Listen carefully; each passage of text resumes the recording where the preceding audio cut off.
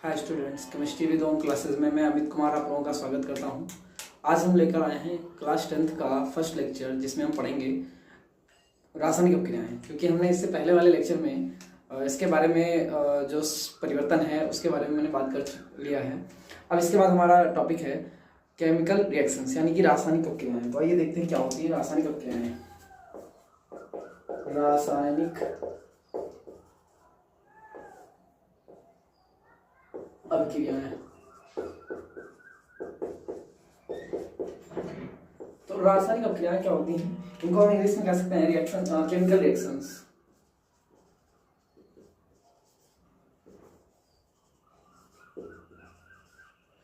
तो ये होती हैं केमिकल रिएक्शंस। अब परिभाषा क्या होती है इनकी, तो आप जानते हैं क्या होती हैं क्रियाएं। हमने बात कर रखी परिवर्तन की, तो जो परिवर्तन होते हैं मेनली उन्हीं को देखा जाता है, वो रासायनिक अपक्रियाएं होती हैं। लेकिन फिर भी बात करते हैं कि रासायनिक अपक्रियाएं क्या होती हैं। तो वे क्रियाएं जिनमें कोई पदार्थ अपने गुणों में, अपने संगठन में और साथ ही साथ अपने आणविक संरचना में, यानी आणविक द्रव्यमान में भी परिवर्तन करता है, क्या कहलाता है? रासायनिक अपक्रिया कहलाती है। यानी वे क्रियाएं जिनमें पदार्थ के गुण,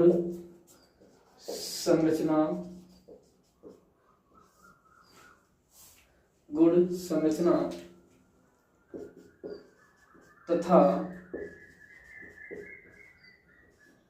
आणविक द्रव्यमान बदल जाते हैं, या पूर्णतः कह सकते हैं, पूर्णतः बदल जाते हैं। क्या कहलाएंगे? पूर्णतः बदल जाते हैं, एक प्रकार से नया पदार्थ बन जाता है। हम क्या कहेंगे? रासायनिक अपक्रियाएं कहेंगे। रासायनिक अपक्रियाएं कहलाती हैं।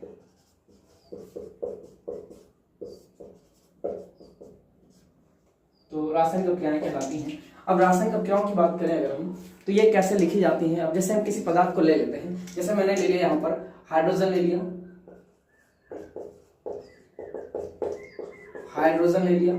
एग्जाम्पल के तौर पर हम ले रहे हैं इसको, एग्जाम्पल मान लेते हैं। प्लस ऑक्सीजन ले ली,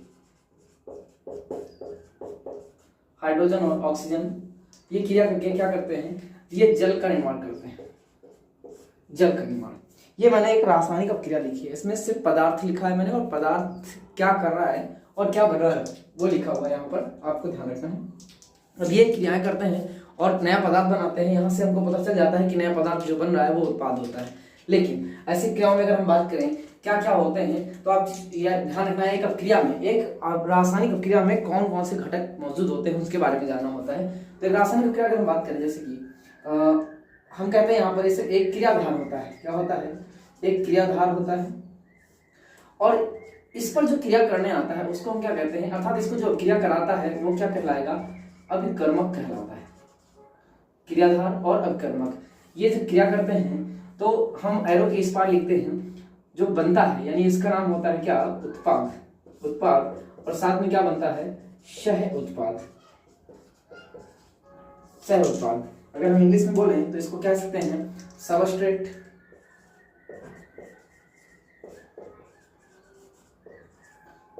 बोलेंगे। और ये हो जाएगा रिएजेंट जो बनेगा वो प्रोडक्ट होता है, और साथ में जो बनता है उसको बाई प्रोडक्ट बोलते हैं। बाई प्रोडक्ट, या इसको इंग्लिश में अगर हम कहें बाई प्रोडक्ट, या फिर हिंदी में कहेंगे तो सह उत्पाद या उप उत्पाद भी कहते हैं। लेकिन यहाँ पर इन दोनों की अगर बात करें तो ये समेकित रूप से क्या कहलाते हैं? ये अभिकारक कहलाते हैं। क्या कहलाते हैं? जो क्रिया करते हैं सबस्ट्रेट और रिएजेंट को मिलाकर हम क्या कहते हैं? इनको कहते हैं अभिकारक होते हैं। और अभिकारक शब्द क्रिया करते हैं और ये बाईं तरफ लिखे जाते हैं, और दाईं तरफ जो बनता है वो उत्पाद होता है हमारा, ये आप ध्यान रखेंगे। तो यहाँ पर मैंने बात की अभी अपक्रिया की, तो अपक्रिया में मैंने पदार्थ लिया और दूसरे पदार्थ से संयोग कर रहा है, या जो भी है टूट रहा है, मिल रहा है, जो भी हो रहा है, वो क्या बना रहे हैं, एक नया पदार्थ बना रहे हैं। ऐसी क्रिया को हम क्या कहते हैं, अभिक्रिया कहते हैं, रासायनिक अपक्रिया कहते हैं, जिसमें रासायनिक रूप से नए पदार्थ बनते हैं। इनमें रासायनिक गुण जरूर बदलते रहते हैं, ये ध्यान रखना है आपको। कोई नया पदार्थ बनना इस रासायनिक अपक्रिया का मेन गुण होता है। अगर इसके एग्जाम्पल ये आप नोट कर लीजिएगा, इसको नोट करने के बाद फिर आगे बढ़ते हैं रासायनिक अपक्रियाओं में, और हम एक दो एग्जाम्पल देख लेते हैं। इसे मिटा रहे हैं हम यहाँ पे, और एग्जाम्पल नंबर 2 देख लेते हैं। यहीं पर अगर हम बात करें एग्जाम्पल नंबर 2 में, तो हम जैसे कार्बन ले लेते हैं, क्या ले लेते हैं, कार्बन लेते हैं, और साथ में इसको ऑक्सीजन से क्रिया करवा देते हैं। इस बार ऑक्सीजन से क्रिया करवाते हैं, किसकी, तो कार्बन की, ऑक्सीजन। अब जब ये ऑक्सीजन और कार्बन क्रिया करते हैं तो क्या बना लेते हैं, ये बनाते हैं carbon dioxide, carbon die oxide,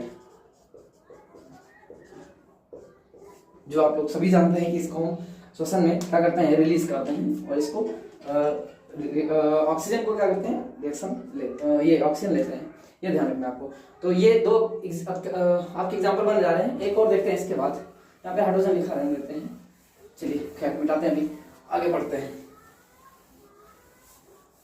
इसके अलावा अगर एग्जाम्पल हम बात करें, जैसे एक हो जाता है सल्फर प्लस ऑक्सीजन, सल्फर लेंगे, सल्फर प्लस ऑक्सीजन,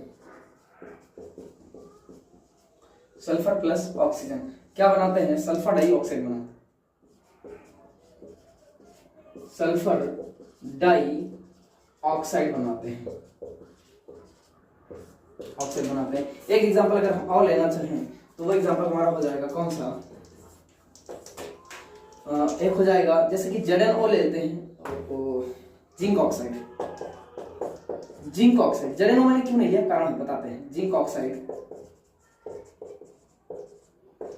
प्लस क्या लेंगे, सल्फ्यूरिक अम्ल लेंगे, सल्फ्यूरिक अम्ल लेते हैं।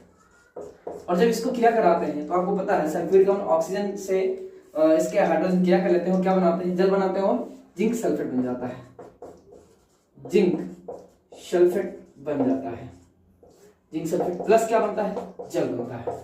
अब ये तीन अपक्रियाएं हैं, रासायनिक अपक्रियाएं हैं। मैंने अभी समीकरण नहीं लिखी क्योंकि इनको सूत्रों के माध्यम से अगर हम लिखेंगे तो ये हमारी रासायनिक समीकरण कहलाएगी। अब सोच रहे होंगे आप रासायनिक अपक्रिया क्या है और रासायनिक समीकरण में अंतर है क्या, हाँ बिल्कुल अंतर है। अगर पदार्थ को हम इस तरह से लिख रहे हैं, यानी हम ये सिर्फ बता रहे हैं कि पदार्थ ये है और दूसरा पदार्थ वो है, दोनों क्रिया कर रहे हैं, नया पदार्थ बना रहे हैं, तो ये सिर्फ अपक्रिया बताई जा रही है। लेकिन अगर अपक्रिया को उसके पदार्थ जो है, अपक्रिया में जितने भी पदार्थ हैं, उन पदार्थों को अगर उनके प्रतीकों और सूत्रों के माध्यम से अगर हम व्यक्त कर रहे हैं तो जो समीकरण हमें प्राप्त होगी ये अपक्रिया ही, यही अपक्रिया अगर सूत्रों और प्रतीकों के माध्यम से अगर व्यक्त की जाए तो जो समीकरण प्राप्त होती है उसको रासायनिक समीकरण कहा जाता है। तो अगली हमारी हेडिंग हो जाएगी क्या, रासायनिक अपक्रिया यही चल रही थी, अब अगली हम पढ़ेंगे रासायनिक समीकरण। तो इसको मिटा के यहीं पे हम समझाने की कोशिश करेंगे आपको इन्हीं एग्जाम्पल से, ताकि आपके समझ में आसानी से आ जाए। तो इस बार हो जाएगा रासायनिक, चलिए यहीं से हो जाएगा, हेडिंग अगली हो जाएगी हमारी क्या, रासायनिक समीकरण, समीकरण है।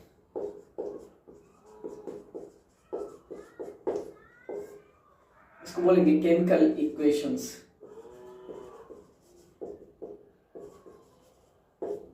केमिकल इक्वेशंस हो जाती हैं, ये ध्यान रखना आपको।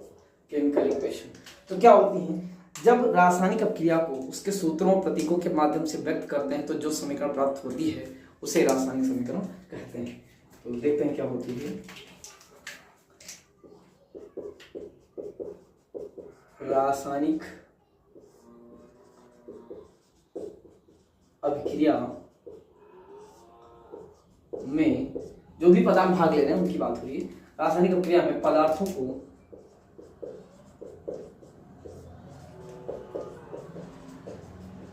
उनके सूत्रों व प्रतीकों के माध्यम में या के द्वारा से लिख लीजिए, प्रतीकों द्वारा ही लिख लीजिए, कोई दिक्कत नहीं, या से या द्वारा लिख दे रहे हैं, प्रतीकों द्वारा या प्रतीकों से व्यक्त करने पर प्राप्त समीकरण क्या कहलाती है? रासायनिक समीकरण कहलाती है। रासायनिक समीकरण कहलाती है।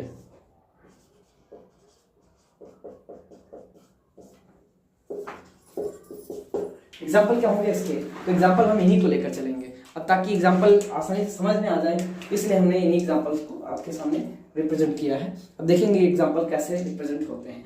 तो मैंने बताया, अगर यहाँ पे प्रतीक, अब इसके लिए सबसे ज्यादा जरूरी तो ये है कि आपको कितने तत्व और उनके प्रतीक आते हैं। आपको ये जानना सबसे ज्यादा बेहद जरूरी हो जाता है कि प्रतीक आपको पता है, सूत्र आपको यौगिक के पता है या नहीं पता है, ये आपकी बड़ी समस्या बन जाती है। इसके लिए आपको आसानी थोड़ी पढ़नी चाहिए। हाई स्कूल ही है लेकिन फिर भी पढ़ना चाहिए, आपको तत्वों के बारे में जानना चाहिए। चलिए फिर देखते हैं। तो यहाँ पर हम लेंगे क्या? सल्फर का प्रतीक होता है S, और क्योंकि यहाँ पे आणविक फॉर्म में लेते हैं तो ये ध्यान रखिएगा जिन पदार्थों के अणु लेना है वो आणविक फॉर्म में होंगे। हम बात करेंगे कौन कौन से अणु और कितनी आणविकता रखते हैं, ये भी बात करेंगे। तो यहाँ पे सल्फर ले लिया मैंने, प्लस ऑक्सीजन लिया, और ऑक्सीजन का प्रतीक होता है O, लेकिन इसका सूत्र O2 होता है, क्योंकि जो गैसें होती हैं वो आणविक रूप में रखी जाती हैं, इनमें सहसंयोजी बंध होते हैं। अब ये ऑक्सीजन जो होती है वह द्विआण्विक होती है, अर्थात द्विपरमाणुविक होती है। इसमें दो परमाणु ऑक्सीजन और ऑक्सीजन डबल बंध द्वारा जुड़े होते हैं, इसको हम O2 बोलते हैं। क्या बोलते हैं इसको? O2 बोलते हैं। तो ये लिखी जाती है O2, आपको ध्यान रखना है। अब ये क्रिया करेंगे और क्या बनाएंगे? SO2, sulphur dioxide. अब सल्फर तो ठोस होती है और ऑक्सीजन गैस होती है, जबकि ये बनी हुई जो गैस है सल्फर डाइऑक्साइड गैस होती है। तो यहाँ पर हमने बात की कि ये क्या है, ये जो प्राप्त हुई है ये हमारी रासायनिक समीकरण हो जाती है। ये हो जाती है रासायनिक समीकरण, इसको हम रासायनिक समीकरण कर सकते हैं। दूसरी देखिएगा, नीचे एक और लिखी हुई है, जिंक है, जिंक ऑक्साइड है, तो Zn है प्रतीक जिंक का। ऑक्सीजन लगा हुआ है तो ऑक्साइड, क्योंकि दो ऑक्सीजन बॉन्ड बनाता है और साथ ही साथ जिंक भी दो बॉन्ड बनाता है, तो आपस में एक बॉन्ड, एक जिंक और एक ऑक्सीजन जुड़ जाएंगे। यहाँ पे आपको समझ में नहीं आ रहा होगा कि जिंक और ऑक्सीजन कैसे बॉन्ड बनाते हैं, तो इसके बारे में आपको पता होगा कि तत्वों की संयोजकता को जब क्रॉस करके हम उनको क्रॉस करके अगर उनकी संयोजकता को हम रखते हैं तो हमें उनका सूत्र पता चल जाता है। इसके बारे में हम बात करने वाले हैं आगे, तो अभी ध्यान दीजिएगा। सल्फ्यूरिक अम्ल क्या होता है? तो ये होता है H2SO4, सल्फ्यूरिक अम्ल होता है। अब मैंने बता दी रासायनिक क्रियाएं क्या होती हैं, पुराने बंध इनमें टूट जाते हैं और नए बंध बन जाते हैं, जिससे नया पदार्थ बनता है। तो पुराने बॉन्ड में अगर हम बात करें तो ऑक्सीजन टूट जाएगा, ये जाएगा जिंक प्लस प्लस में, ऑक्सीजन जाएगा माइनस माइनस में, यहाँ से भी सल्फेट बॉन्ड टूटेगा। अब सल्फेट जाएगा दो इलेक्ट्रॉन लेकर, हाइड्रोजन के दोनों से एक एक लेगा, तो इस पर आएगा प्लस। अब दो हाइड्रोजन दोनों पे प्लस आ रहा है, ये क्रिया करेंगे, क्या बनाएंगे? सल्फेट जाएगा जिंक के साथ, तो बना लेंगे क्या? ZnSO4, साथ ही साथ क्या बन जाएगा? H2 और O बन जाएगा, H2 और O बन जाता है। तो ये बन जाता है क्या? जिंक सल्फेट बन जाता है और जल बन जाता है, ये जिंक सल्फेट है। और ये जिंक ऑक्साइड है, ये हाइड्रोजन सल्फेट होता है, जिसको सल्फ्यूरिक अम्ल हम कहते हैं। सामने लिखा हुआ है, आप देख सकते हैं। इसके बाद अगला हमारा जो है एग्जाम्पल, इसके बारे में अगर हम बात करें तो ये हमारा एग्जाम्पल क्या बन जाता है? अगला है कार्बन हो जाएगा C, इसका प्रतीक C होता है। और ऑक्सीजन की बात करें अगर हम, तो इसका प्रतीक होता है O2, आपने अभी देख रखा है। और इसको अगर हम लिखें तो ये हो जाएगा क्या? C+O2, क्या बन जाएगा? CO2। पहले तो ये ग्रेफाइट कार्बन मोनोऑक्साइड बनाता है, थोड़ा सा जलकर आंशिक रूप से जब इसका दहन होता है कार्बन का, तो ये ऑक्सीजन से क्रिया करके CO बनाता है। उसके बाद और ज्यादा जब इसका दहन हो जाता है, पूर्ण दहन जब होता है, तो ये CO2 बना लेता है, तो ये भी गैस हो जाती है। तो ये हो जाती है क्या? रासायनिक समीकरण। ये तीनों आपने पहले इनकी रासायनिक अभिक्रियाएं देखी, फिर इसके बाद मैंने इनकी रासायनिक समीकरणें बनाई। एक ये समीकरण हो जाती है, और दूसरी फिर ये वाली समीकरण, और तीसरी ये कार्बन डाइऑक्साइड वाली। तो ये तीन समीकरणें बन जाती हैं। अब आपको अंतर साफ पता चल गया होगा कि रासायनिक समीकरण और रासायनिक अभिक्रियाओं में क्या अंतर होता है।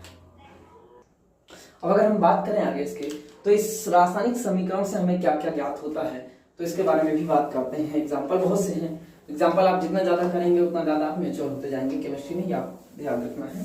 लेकिन अब आगे बढ़ते हैं कि रासायनिक क्रिया या रासायनिक समीकरण से हमें क्या तथ्य प्राप्त होते हैं, इसके क्या गुण होते हैं। तो आपको ध्यान रखना है, रासायनिक क्रिया से रासायनिक समीकरण से समीकरण से प्राप्त तथ्य। ये कौन से फैक्ट होते हैं जो रासायनिक समीकरण से प्राप्त होते हैं, तो ये आपको जानना होगा। अगर हम बात करें नंबर 1, तो इस समीकरण से हमें पदार्थ के सूत्र का पता चलता है। रासायनिक समीकरणों में हमें पदार्थ का सूत्र और संरचना सूत्र तो नहीं, लेकिन पदार्थ का अणुसूत्र जरूर पता चल जाता है, क्योंकि संरचनाएं हमें लुईस संरचनाएं बताती हैं, आपको पता होगा। तो पदार्थ का जो क्रिया में भाग ले रहे हैं उनके उस पदार्थ की बात करें तो पदार्थ का सूत्र या कह सकते हैं अणुसूत्र पहला पॉइंट हो जाता है, ये पता चलता है। और दूसरी बात नंबर 2, पदार्थ में उपस्थित अणुओं या परमाणुओं की संख्या। पदार्थ के अणुओं व परमाणुओं की संख्या का पता चलता है। ये चीज आप ध्यान रखनी होती है। अब इसके बाद अगर हम बात करें इसकी कमियां क्या होती हैं या ऐसी कौन सी चीजें हैं जो रासायनिक समीकरण नहीं व्यक्त कर पाती हैं, तो उनके बारे में, उनके लिए भी कुछ मेथड अपनाए गए हैं, तरीके अपनाए गए हैं कि उनकी कमियों को कैसे दूर किया जाए। अर्थात हम कह सकते हैं कि एक रासायनिक समीकरण में क्या कमियां होती हैं। तो देखिएगा जरा, इसी के आगे हम इसको मिटा के फिर लिख रहे हैं, आप ध्यान दीजिएगा। तो अगला पॉइंट हो जाएगा हमारा क्या, रासायनिक समीकरण की कमियां। रासायनिक समीकरण या कणों की कमी। तो इसको भी पॉइंट वाइज देखेंगे हम। पहली बात तो ये अपक्रियाएं किसी भी अपक्रिया की गति अर्थात वेग या दर की बात नहीं करती। तो अपक्रिया का वेग, अपक्रिया का वेग अर्थात दर यानी गति, अपक्रिया की गति नहीं पता चल पाती है कि अपक्रिया कितनी तेजी से हो रही है। पहला पॉइंट ये हो जाता है नंबर 2। दूसरी बात अगर हम करें तो अपक्रिया में पदार्थ की अवस्था, अपक्रिया में पदार्थ की अवस्था ये पता नहीं चलती है, इसकी कमी क्या रहती है। तो पदार्थ की अवस्था जैसे आप जानते होंगे, पदार्थ ठोस है, द्रव है या गैस है, इसमें कमियां रह जाती हैं। पदार्थ ठोस अवस्था में है, इस बात का हमें पता नहीं चल पाता, द्रव है या गैस है या जलीय विलयन है, इस बात का हमें यहाँ पे कोई पता नहीं लग पाता है। तीसरी बात, उत्प्रेरक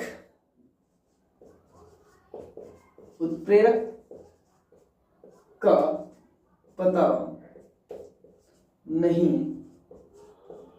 चलता। साथ ही साथ नंबर 4, अपक्रिया में ऊष्मा उत्सर्जित हो रही है या अवशोषित। अपक्रिया में ऊष्मा उत्सर्जित हो रही है या अवशोषित। उत्सर्जित या अवशोषित, इस बात का भी पता हमें नहीं चल पाता है। तो ये कुछ फैक्ट हो जाते हैं। इनके एक दो और पॉइंट भी हैं, उनको भी देख लेते हैं। तो जैसे कि अगर हम 5वें की बात करें, अपक्रिया में ध्वनि या प्रकाश, अपक्रिया अगर हो रही है तो उसमें अपक्रिया की ध्वनि, अगर वहां पे कोई विस्फोट हो रहा है, ऐसी चीजें तो भले थोड़ा बहुत जान जाए, यानी ध्वनि और जो प्रकाश निकलता है तो उसका भी पता यहाँ पर लिखकर नहीं पता चल पाता है, ये ध्यान रखिएगा। तो अपक्रिया की ध्वनि या प्रकाश, अपक्रिया को लिखकर, अगर हम अपक्रिया लिख रहे हैं, उसमें समीकरण लिख रहे हैं, तो उसमें हमें ये नहीं पता चलता उसमें ध्वनि निकल रही है या फिर प्रकाश उत्पन्न हो रहा है। तो 5 नंबर हो जाएगा। 6 नंबर क्या हो जाएगा, 6 नंबर में ये हो जाता है कि अपक्रिया में कितना समय लग रहा है। तो यहाँ तो दर है, क्रिया कितने समय में कितनी हो रही है, और यहाँ पर दर, समय का मतलब है क्रिया में कितना समय लग रहा है, वो अलग बात है। क्रिया में लगा समय, ये सारी कमियां बन जाती हैं इसकी।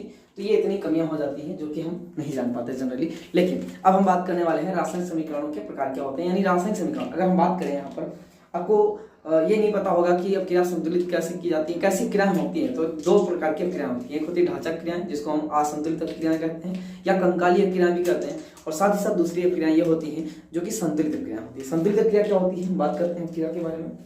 तो एक बार जरा देखते हैं संतुलित क्रिया है, संतुलित क्रिया क्या होती है।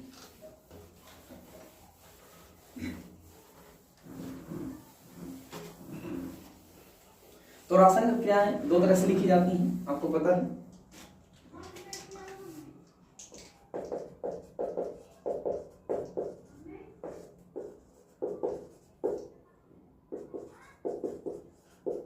रासायनिक क्रिया इनको दो तरह से लिखा जाता है। अब अगर संतुलित करके लिखा गया, हम ये नहीं कह सकते कि अक्रिया का प्रकार क्या है, क्योंकि अक्रिया का प्रकार लिखना यहाँ पर गलत हो जाएगा।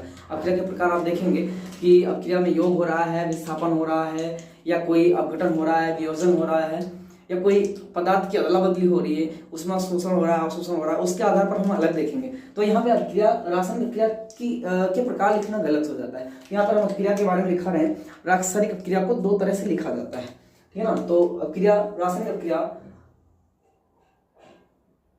का निरूपण,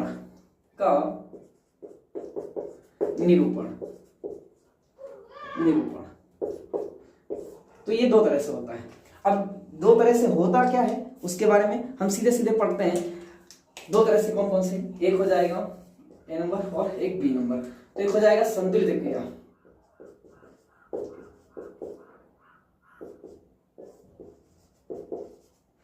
या रासायनिक समीकरण कहेंगे, संतुलित रासायनिक समीकरण।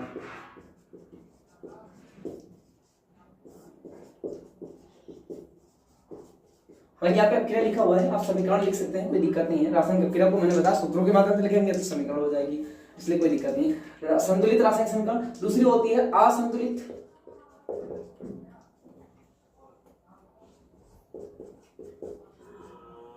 असंतुलित, या इसी को कहते हैं कंकालीय।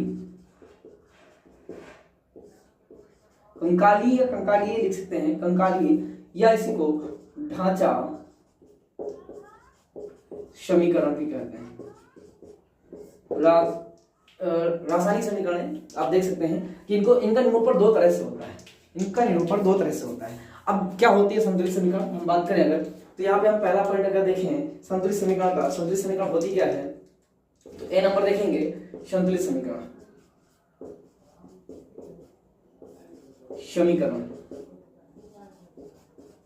तो इसको कहेंगे बैलेंस्ड रिएक्शन। क्या कहेंगे, बैलेंस्ड रिएक्शन। क्या होती है बैलेंस्ड रिएक्शन, तो जिनमें अब देखिएगा यहाँ पर इसकी डेफिनेशन क्या हो जाती है, तो वे रासायनिक समीकरण है, वे रासायनिक समीकरण जिनमें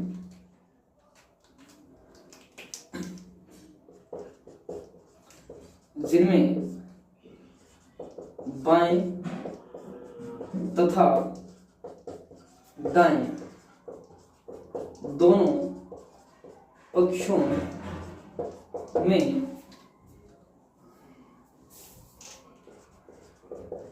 पदार्थों का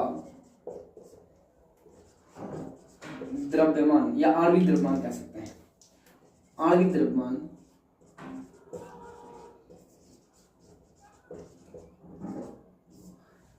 या यहां पर कह सकते हैं अणु तथा परमाणु, किसके तत्वों के, तत्वों के अणु या परमाणुओं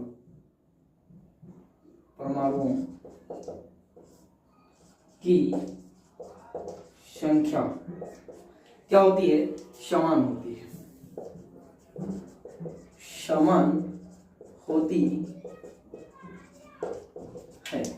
तो ये आप देख सकते हैं वे रासायनिक समीकरण हैं जिनमें बाएं तथा दाएं दोनों पक्षों में पदार्थों का आणविक द्रव्यमान या फिर कह सकते हैं परमाणुओं या अणुओं की संख्या क्या होती है, समान होती है। क्या कहलाएगी, वो संतुलित समीकरण कहलाती है। और अगर ऐसा नहीं है तो क्रिया क्या कहलाएगी, तो कहलाएगी क्रिया अनबैलेंस्ड रिएक्शन, यानी कि नॉन बैलेंस का, या फिर इसको असंतुलित ढांचा स्केलेटन रिएक्शन कहते हैं, स्केलेटन रिएक्शन, ढांचा समीकरण, कंकाली समीकरण। अब ध्यान रखिएगा। तो एक एग्जांपल के द्वारा इसको समझते हैं। तो यहीं से आपको इसको, अब हमें असंतुलित समीकरण की परिभाषा नहीं पढ़नी, यहीं से आपको समझ में आ रहा होगा कि असंतुलित समीकरण क्या है। इससे आसानी में आपको मैंने बता दिया है। अब आपको ध्यान रखना है कि अगर अंतर दोनों में करने को आ जाए तो कैसे करेंगे, एग्जाम्पल से ज्यादा समझ में आएगा। आप एग्जाम्पल की ओर बढ़ते हैं। तो एग्जाम्पल आपको हम दे रहे हैं, एग्जाम्पल नंबर 1 यहाँ देखते हैं। Example number 1। अभी इस एग्जाम्पल में आप देखिएगा हम क्या ले रहे हैं, हमने लिया N2 प्लस H2, अर्थात नाइट्रोजन और हाइड्रोजन को मिला दिया। तो आपको पता है नाइट्रोजन 3 बॉन्ड बनाता है, 3 नाइट्रोजन लेता है, 1 नाइट्रोजन 3 हाइड्रोजन लेता है और अमोनिया बना लेता है। तो ये बना लेगा क्या, NH3। ये अमोनिया का सूत्र होता है। नाइट्रोजन लिया, हाइड्रोजन लिया और क्या बना लिए, अमोनिया। लेकिन आप देख पा रहे हैं यहाँ पर 2 नाइट्रोजन लिए गए हैं, 2 हाइड्रोजन लिए गए हैं, यहाँ 1 नाइट्रोजन और 3 हाइड्रोजन है। तो क्या यह क्रिया संतुलित है? क्या इसमें नाइट्रोजन नाइट्रोजन परमाणु बराबर है? क्या इसमें हाइड्रोजन और हाइड्रोजन परमाणु बराबर है? नहीं। आपको देखना है क्या ये बायां पक्ष और ये वाला इधर का दायां पक्ष, इसमें मैंने कहा परमाणुओं की संख्या या फिर उनके अणुओं की संख्या क्या होनी चाहिए, समान होनी चाहिए। तो यहाँ पर आप देख सकते हैं परमाणु कैसे देखते हैं, ये भी ध्यान रखिएगा। तो अगर यहाँ पर ऐसे बैलेंस में लिखा हुआ है तो ये अणु होते हैं, लेकिन इनके आगे जब हम कोई संख्या लिखेंगे तो ये आणविक हो जाएगा और इनका ये मोल बन जाता है। तो मोल कह सकते हैं आप। अब यहाँ पे नाइट्रोजन 1 है, लेकिन हाइड्रोजन यहाँ पे आप देख सकते हैं कितने हैं। तो यहाँ पे नाइट्रोजन 2 हैं और 2 नाइट्रोजन अर्थात 1 अणु है। मैंने कहा 2 नाइट्रोजन और 1 अणु कहा जाता है। ये आणविक संरचना में 2 परमाणु है। आपको समझ में आ रहा होगा। मैंने कहा नाइट्रोजन के 1 अणु में 2 परमाणु होते हैं, देख सकते हैं 1 अणु है ये और 2 परमाणु।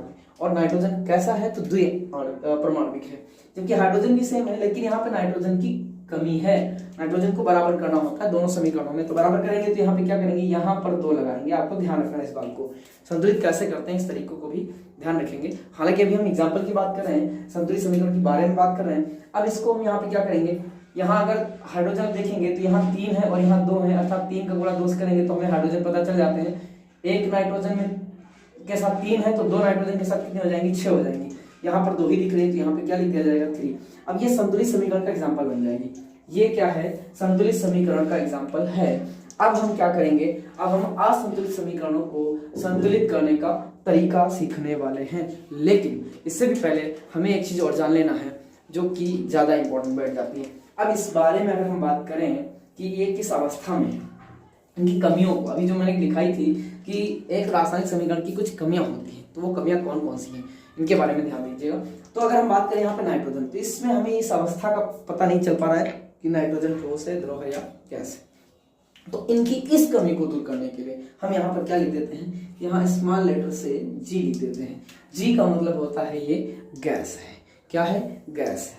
यहाँ पे हाइड्रोजन भी आप देख सकते हैं, हाइड्रोजन क्या है, ये भी गैस है, तो हम यहाँ पर भी जी लिख देंगे। लेकिन यहाँ पर बना क्या हुआ है, अमोनिया, और ये भी गैस ही है, इसलिए यहाँ पर क्या लिख देंगे, गैस। अगर ये लिक्विफाइड फॉर्म में है तो इसको लिक्विड लिखकर ठंडा करेंगे तो ये भी क्या हो जाएगी, द्रव हो जाएगी। तो यहाँ पर हम लिक्विड लिख सकते हैं, तब जब ये ठंडी हो जाएगी तब की बात है। तो अब यहाँ पर अगर हम बात करें, ये अगर देखें तो ये Fe उत्प्रेरक की उपस्थिति में कार्य करती है। यानी Fe जो होता है एक प्रकार का उत्प्रेरक है जो क्रिया की दर को क्या करता है, बढ़ा देता है। साथ ही साथ अगर यहाँ पर हम और बात करें तो मॉलिब्डेनम भी डाला जाता है। हालांकि इन चीजों को आपको सिर्फ समझना है, आपको भी याद नहीं करना है इसके बारे में, आपको इतना जान लेना है कि ये उत्प्रेरक है। और ये उत्प्रेरक जो होता है ये क्रिया की दर को बढ़ाएगा, यानी इससे ये ज्यादा तेजी से बनवाएगा। और एमओ जो है वो इसकी क्रिया को बढ़ाएगा, ये इसकी क्रिया को बढ़ाएगा और ये इसकी क्रिया को बढ़ाएगा। अब क्रिया और ज्यादा तेज हो जाएगी, लेकिन इसके लिए टेम्परेचर भी रहेगा 300 डिग्री सेल्सियस टेम्परेचर और 200 एटीएम का मतलब एटमॉस्फेयर दाब होता है, तो 200 वायुमंडलीय दाब भी होता है इस क्रिया को कंप्लीट होने के लिए। तो ये चीजें जो होती हैं, इन चीजों को रासायनिक समीकरण में नहीं लिखा जाता, इसलिए इसकी कमियों को दूर करने के लिए ये सारी चीजें आपको लिख दी जाती हैं। और एक बात होती है, अगर उष्मा शोषण हो रहा है या क्षेपण हो रहा है, मान लिया कि मैंने यहाँ पे अगर उष्मा निकली तो हम यहाँ पे क्या लिख सकते हैं, साथ में इधर उष्मा लिख दिया करते हैं, या जितने किलो कैलोरी निकल रही है वो हम लिख देते हैं कि इतने किलो कैलोरी एक्स या वाई कुछ जो भी है वो निकलती है, तो हम यहाँ पे लिख देते हैं एक्स किलो कैलोरी। सिर्फ आपको इतना यहाँ पे समझना है। तो इनकी कमियों को भी कैसे दूर करते हैं ये आपको समझ में आ चुका होगा। कैसे, इसके अलावा हम आगे चलकर इनके अन्य एग्जाम्पल समझेंगे और साथ ही साथ इनको बैलेंस करना, इनकी कमियों को दूर करना, इन सारी चीजों को हम समझेंगे। तो अब इनके 1-2 एग्जाम्पल और हम समझते हैं, फिर आगे बढ़ते हैं। तो इनका एग्जाम्पल परियम ले लेते हैं। तो आपने देख लिया कि क्रियाओं को कितने तरह से लिखा जा सकता है। एक संतुलित समीकरण लिखी जा सकती है और एक असंतुलित समीकरण। संतुलित समीकरण आपको याद रखना है, अगर दाएं पक्ष में और बाएं पक्ष में परमाणु अणु, या फिर हम इन दोनों को ना लें तो आणविक द्रव्यमान इनका क्या होना चाहिए, समान होना चाहिए दोनों पक्षों में, तभी आपकी अपक्रिया जो होती है वो संतुलित मानी जाती है। अगर ऐसा नहीं है तो अपक्रिया क्या होती है? असंतुलित। और अगर असंतुलित है तो उसको संतुलित किया जा सकता है। इसके लिए भी कई मेथड होते हैं। इलेक्ट्रॉन विधि होती है, ऑक्सीकरण संख्या विधि होती है, हीट एंड ट्रायल मेथड, जो कि आपके लिए बहुत इंपॉर्टेंट है। यहाँ पे हीट एंड ट्रायल मेथड चलेगा। आइए देखते हैं, लेकिन फिर भी एक अपक्रिया और लेते हैं। जैसे मैंने एक एग्जाम्पल नंबर ले लिया, नेक्स्ट एग्जाम्पल नंबर 2 लेते हैं। तो इसमें हम ले रहे हैं H2, हाइड्रोजन ले लिया, प्लस इसमें डाल दिया क्या? O2 डाल दिया, ऑक्सीजन डाल दिया। चलिए यहाँ पे लिख देते हैं ऑक्सीजन। हाइड्रोजन लिया, ऑक्सीजन लिया और क्रिया करवा दिया, तो आपको पता है हाइड्रोजन और ऑक्सीजन मिलते हैं तो जल बनता है, अर्थात H2O बनता है। H2O बनने को तो पेरोक्साइड भी बनता है, लेकिन यहाँ पर क्या बनता है? जल बनता है। और ये क्या होता है? ये जल जब बनता है तो यहाँ पर आप देख सकते हैं ऑक्सीजन यहाँ पे कितने हैं? 2 हैं। ये संतुलित हम सिर्फ अभी पढ़ा रहे हैं, अभी संतुलित करना नहीं बता रहे हैं हम सिर्फ ये बताएंगे कि यहाँ पर 2 परमाणु है, यहाँ एक अणु है, अणु 1 है, यहाँ भी एक अणु है, परमाणु 2 है, परमाणु 2 है। अगर हम बात करें हाइड्रोजन की परमाणुता क्या है, हाइड्रोजन का जो अणु होता है उसकी परमाणुता कितनी होती है? तो इसमें कितने परमाणु आप देख सकते हैं? 2 हैं। तो इस हाइड्रोजन की परमाणुता कितनी? 2। ऑक्सीजन की परमाणुता कितनी? 2। अगर इसी तरह यहाँ पे S8 लिखा होता तो इसकी परमाणुता कितनी है? 8। और अगर P4 लिखा होता फास्फोरस, तो ये सफेद फास्फोरस, जिसकी परमाणुता कितनी होती है? 4। तो इस तरह से आप परमाणुता समझ सकते हैं। एक अणु जो होता है वो सहसंयोजी बंधों द्वारा जुड़ा होता है और आपस में उसी के कई परमाणु जुड़े होते हैं। इसको हम क्या कहते हैं? उसकी परमाणुता कहते हैं। जितने उसके परमाणु होंगे, हाइड्रोजन के एक अणु में 2 परमाणु हैं, इसकी परमाणुता 2 है। ऑक्सीजन के एक अणु में 2 परमाणु हैं, इसकी भी आणविकता परमाणुता 2 है। यहाँ पर देख सकते हैं 2 ऑक्सीजन है, यहाँ पर 1 है, हमने यहाँ पे 2 कर दिया। अब 2 कर दिया तो हाइड्रोजन और हाइड्रोजन का गुणा कर लीजिए, 2 दूना 4 हाइड्रोजन यहाँ पर है, यहाँ कितनी है? 2 ही है। तो इसको हम क्या करेंगे? 4 कर देंगे। 2 मोल हाइड्रोजन, 1 मोल ऑक्सीजन, अर्थात इसके 2 मोल और इसका 1 मोल मिलकर क्या बनाएंगे? 1 मोल H2 बनाएंगे। तो आपको पता चला है कि 1 मोल H2 बनने में 2 मोल हाइड्रोजन और 1 मोल ऑक्सीजन का अनुपात लगता है, अर्थात इनका अनुपात क्या बन जाता है? 2:1। अगर आपसे कोई पूछे कि जल में हाइड्रोजन और ऑक्सीजन का अनुपात क्या है, या फिर ऑक्सीजन और हाइड्रोजन का अनुपात क्या है, तो आप क्या बता सकते हैं? तो आप बताइए। अच्छा, जल में हाइड्रोजन और ऑक्सीजन का अनुपात क्या होता है? तो आपको पता है हाइड्रोजन कितनी है? 2, तो 2 हो जाएगा। ऑक्सीजन कितनी है? 1 है, तो 1 हो जाएगा, तो 2:1। लेकिन अगर हाइड्रोजन और ऑक्सीजन का पूछे, सॉरी ऑक्सीजन और हाइड्रोजन का, तो ऑक्सीजन कितनी है? 1 है, 1, और हाइड्रोजन कितनी है?